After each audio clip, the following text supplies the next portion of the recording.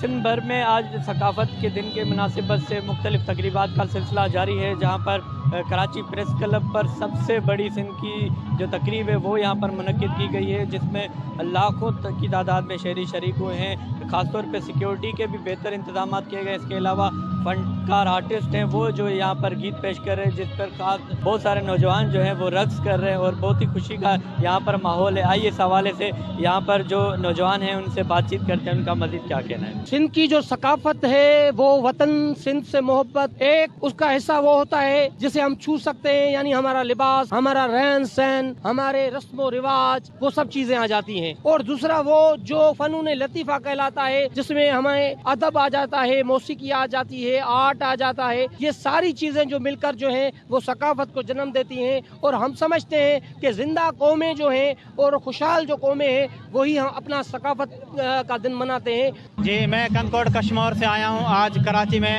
اور میں سندھ کے دل کراچی میں پہلی دفعہ آج پریس کلب پر ہم جمع ہوئے ہیں، اور سندھ کے نوجوانوں کا جو جذبہ ہم دیکھ رہے ہیں، انشاءاللہ یہ سندھ کے نوجوان سندھ کا تحفظ کریں گے، سندھ کے وسائل، سندھ کے جزائر کا تحفظ کریں گے۔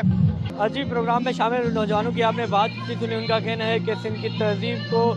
زندہ رکھنے کے لیے، سندھ کی ثقافت کو، زبان کو زندہ رکھنے کے لیے اس طرح کے پروگرام منعقد کیے جا رہے ہیں جس میں وہ شریک ہو رہے ہیں۔ اس کے علاوہ آپ کو بتاتا چلوں کہ بڑی تعداد میں قافلے اب تک جو ہے اس میں شامل ہو رہے ہیں اس پروگرام میں، اور یہ اس وقت جو ہے لاکھوں کی تعداد میں شرکا شریک ہو چکے ہیں۔ کیمرہ ٹیم کے ساتھ جواد علی، وش نیوز، کراچی۔